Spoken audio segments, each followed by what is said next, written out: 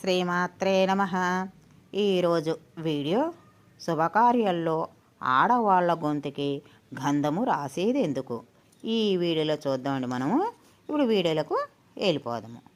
స్త్రీ భర్త ఇంటిలోని వారితో పాటు చుట్టాలు, స్నేహితులు ఎలా ఎందరినో అభిమానంతో పలకరించాలి.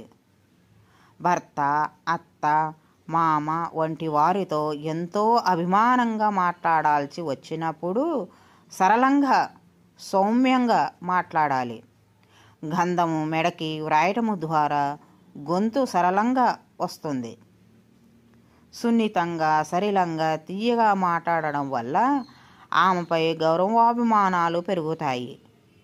ఒక్కసారి చెప్పే విషయము వినమ్రంగా ఉన్న మాట గట్టిగా, కఠినంగా ఉంటే తమను ఎదిరించేలా మాట్లాడుతుందని అనుకునే ప్రమాదము ఉంది.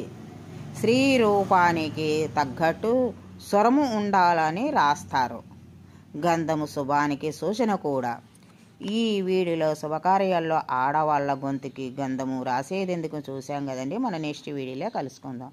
వీడియో నచ్చితే లైక్ చేయండి, షేర్ చేయండి, సబ్స్క్రైబ్ చేయండి. Thank you.